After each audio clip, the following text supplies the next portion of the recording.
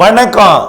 செல்வகுமாரின் 2024 டிசம்பர் 28 சனிக்கிழமை அதிகாலை நிலவர வானிலை சுருக்கம். அதாவது அறுவடை விவசாயிகள், விதைப்பு விவசாயிகள், பூச்சி விரட்டி அடிக்கும் விவசாயிகள், உலர்த்தும் பணி மற்றும் பிற பணிகளுக்கான வானிலை முன்னறிவிப்பு.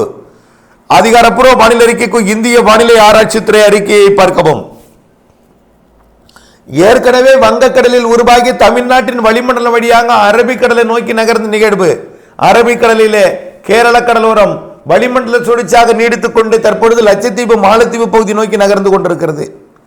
இதன் காரணமாக நேற்று வரை தமிழ்நாட்டிலே பல்வேறு இடங்களில் கனமழை பிடிப்பை கொடுத்த நிலையில அதிகபட்சமாக கிடைக்கப்பட்ட தகவலின் அடிப்படையில் மட்டும் சிவகங்கை மாவட்டம் திருபுவனத்தில் 10 சென்டிமீட்டர் மழை பொழிவு பொழிந்திருக்கிறது.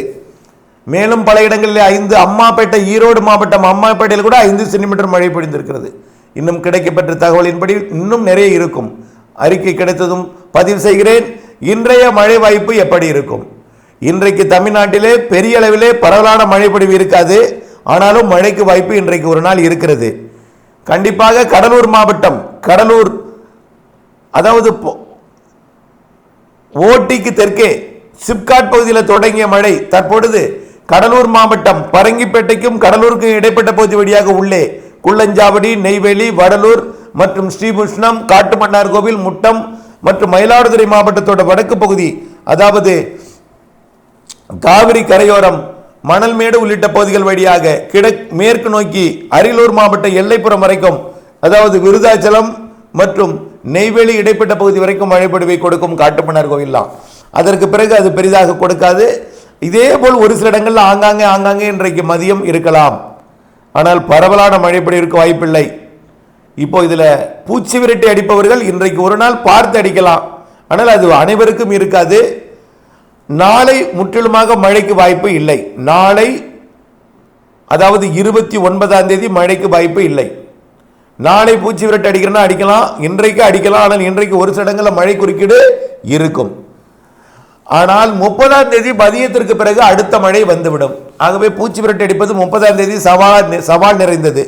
ஆனால் எல்லா மாவட்டங்களுக்கும் வருமா? அப்படி கிடையாது. 30ஆம் தேதி டெல்டா மற்றும் வடகடலோரத்திற்கு மட்டும் முதல்ல, அடுத்தது தென்கடலோரம், அடுத்தது டெல்டா உள்ளே, தென் உள்ளே, அடுத்தது வட மாவட்டங்களில் சற்று உள்ளே, அப்புறம் பார்த்தீங்கன்னா திண்டுக்கலுக்கு தெற்கே, திருச்சிக்கு கிழக்கே, அரியலூர் பெரம்பலூருக்கு கிழக்கே, விழுப்புரத்திற்கு கிழக்கே, வடகடல் ஓரம். இது மட்டும்தான் உறுதி. அதற்கு மேற்கே வாய்ப்பு இருக்கிறது மழைக்கு. அது பொழியட்டும். நிகழ்வோட தீவிரத்தன்மையை நாம் ஆய்வில் எடுத்துக்கொண்டு அறிவிப்போம். ஆனால் மழைக்கு வாய்ப்பு இருக்கு, ஆனால் உறுதி இல்லை. கிருஷ்ணகிரி, நீலகிரி ரெண்டுக்கும் குறைவான மழை இருக்கு. அதுக்கு கிழக்கே வர வர, தென்கிழக்கே வர வர மழைக்கு வாய்ப்பு கூடுதல். மழைக்கு வாய்ப்பும் கூடுதல், அளவிலும் கூடுதல். நம்பர் 1 இடம் கோடியக்கரை முனையும் ராமேஸ்வரமும் பிடிக்கும். அடுத்த இடைதான் டெல்டாவின் கடலோரமும் தென்கடலோரமும். அடுத்த இடம் டெல்டாவின் உள்பகுதி, தென் உள்பகுதி. அடுத்தது வடகடலோரம், தென் மாவட்ட மேற்கு தொடர்ச்சி மலைப்பகுதி. அடுத்தது மத்திய உள் மாவட்ட பகுதி. இதுதான் மழைப்பொழிவு. ஆக 30, 31ஆம் தேதி பெரும்பாலான மழை இருக்கும். 1ஆம் தேதி டெல்டா தென் தமிழ்நாட்டில் இருக்கும். 30, 31 எல்லா மாவட்டத்துக்கும், டெல்டா தென் தமிழ்நாடு உட்பட. 1ஆம் தேதி டெல்டா தென் தமிழ்நாடு, 2ஆம் தேதி தென் தமிழ்நாடு மட்டும். புரியுதுங்களா? அப்போ அறுவடை செய்யலாமா? இன்றைக்கு நாளைக்கு அறுவடை செய்யலாம். ஆனால் இன்றைக்கு இடையில நனைக்கும் மழை வாய்ப்பு இருக்கு. ஆனால் நாளைக்கு ஃப்ரீ. டெல்டா மாவட்டங்களில் நெல் அறுவடைக்காக திட்டமிட்டிருப்பவர்கள் இன்றைக்கு நாளைக்கு அறுவடை செய்யலாம். ஆனால் இன்றைக்கு ஒரு முறை மழை குறுக்கீடு இருக்கலாம். ஆனால் நாளை மழை குறுக்கீடு இருக்காது. ஆனால் இன்றைக்கு மழை குறுக்கீடு இருந்தால் கூட தூறல் சாரல் மழை பொழிவு தான் கொடுக்கும். நேற்றைக்கு அவ்வளோ பெரிய வாய்ப்பாக இருந்த பொழுது கூட அது கொஞ்ச நேரம் மட்டும்தான் சில இடங்களில் மழை பொழிவு கொடுத்தது. நிறைய இடங்களில் மழை பொழிவு கொடுத்தாலும் டெல்டாவில் குறைவு தான்.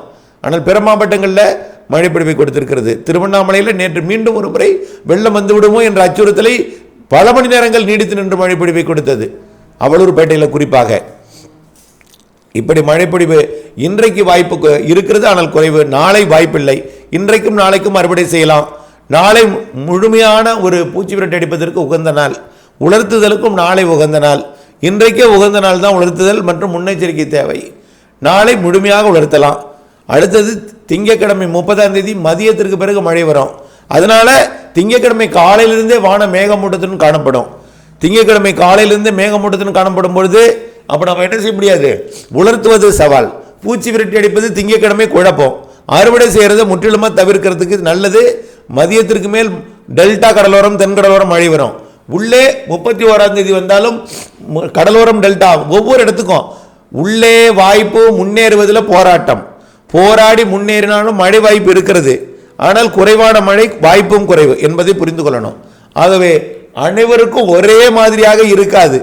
இடத்துக்கு இடம், இடத்துக்கு இடம், இன்ச்சுக்கு இன்ச்சு, இன்ச்சுக்கு இன்ச்சு வாய்ப்புலையும் மழைப்பொழிவு குவான்டிட்டிலையும் மழையோட தீவிரத்தன்மையிலையும் பொழியும் நேரத்திலையும் எல்லாம் வேறுபடும். ஆக உதாரணத்துக்கு ஏற்கனவே பலமுறை விளக்கம் சொல்லி 17 நிமிட ஆடியோ ஒன்று பதிவு செய்திருக்கிறோம். இது சுருக்க அறிக்கையாக வழங்கலாம் என்று இருக்கிறேன். சுருக்கமாக சொல்லப்போனால் உங்களுக்கு புரியணும். கோடியக்கரை முனையை விட தகட்டூர் உள்ளிட்ட பகுதிகளுக்கு கொஞ்சம் நேரம் கூடுதல், அந்த விட வாய்ப்பு குறைவு. இப்படியே போக போக கிருஷ்ணகிரி நீலகிரிக்கு ரொம்ப வாய்ப்பு குறைவு. ஆனால் வாய்ப்பு இருக்கிறது. மழையோட குவான்டிட்டியும் அளவும் குறைவாக இருக்கும், மழை பொழியும் நேரமும் குறைவாக இருக்கும்.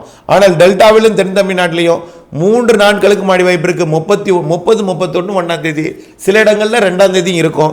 தென் மாவட்டங்களில் கண்டிப்பாக 30, 31 1ஆம் தேதி 2ஆம் தேதி மழை இருக்கும். 4 நாள்.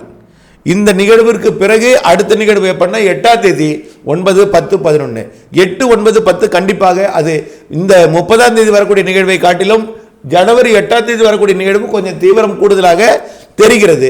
அது உள்ளேயும் ஏறி பெய்யலாம் என்று தெரிகிறது. அதையும் நீங்கள் வாய்ப்பாக எடுத்துக்கொள்ள வேண்டும். காரணம் என்னன்னா, வங்கக்கடலுக்கு, அதாவது இப்போ வங்கக்கடலில் உருவாகி தமிழ்நாடு வரக்கூடிய நிகழ்வு அரபிக்கடல் பக்கத்துக்கு போகும்னு எதிர்பார்க்கப்படுகிறது. அப்படி போகும்பொழுது இந்த நிகழ்வும் அந்த நிகழ்வும் ஒரு இணைப்பு சுழற்சியால் ஜனவரி 8, 9, 10 தேதி நிகழ்வு உள் மாவட்டங்களுக்கும் மழைப்பொழிவை கொடுக்கலாம் என்று தெரிகிறது. வாய்ப்பாக எடுத்துக்கொள்ள வேண்டும் என்பதை புரிந்து கொள்ளணும். அரபிக்கடல் பக்கம் போனாதான் இது ரெண்டும் ஒன்றா இணைப்பை ஏற்படுத்தி கொள்ளும். அரபிக்கடல் போகாம லட்சத்தீவு மாலத்தீவு பகுதியிலே நீடித்து கொண்டிருந்தால் அது பெரிய அளவில் இணைப்பை ஏற்படுத்தாது. ஆகவே அரபிக்கடல் பக்கம் போவதற்கு வாய்ப்பு இருக்கிறது. வரக்கூடிய இந்த முதல் நிகழ்வு 30, 31 1ஆம் தேதி 2ஆம் தேதி நிகழ்வு அரபிக்கடல் பக்கம் கேரள கடல் வரும் போவதற்கு வாய்ப்பு இருக்கு. அப்படி போனால் அது 8ஆம் தேதி 9ஆம் தேதி வாக்கில் அரபிக்கடலை எதிரோடத்தில் இருக்கும். அப்பொழுது இணைப்பு சுழற்சியால் இணைக்கப்பட்டு உள் மாவட்டங்களுக்கும் மழைப்பொழிவு கொடுக்கலாம் என்று தெரிகிறது என்பதை புரிந்து கொள்ள வேண்டும். ஆகவே அடுத்தபடியாக பூச்சி விரட்டி அடித்தல் மற்றும் உலர்த்துதல் அறுவடை பணிகளுக்கு இன்றைக்கும் நாளைக்கும் உகந்த நாள். 30ஆம் தேதி மதியத்திலிருந்து கடலோரம் தொடங்கும் மழை டெல்டா தென் தமிழ்நாட்டில் உறுதியாக பெய்யும். உள்ளே முன்னேறி பெய்யலாம். 31 1ஆம் தேதி டெல்டா தென் தமிழ்நாடுக்கெல்லாம் கொஞ்சம் நல்ல மழை பொழிவு இருக்கு. 30, 31 அனைத்து மாவட்டங்களுக்கும் தெரிகிறது என்பதை புரிந்து கொள்ள வேண்டும். தொடர்ந்து வானிலை அப்டேட்ஸுடன் இணைந்திருந்து வானிலை மாறுதல் அறிந்து துல்லியம் அறிந்து திட்டமிட்ட பணி செய்து லாபம் அடைந்திட அன்போடு கேட்டுக்கொள்கிறேன்.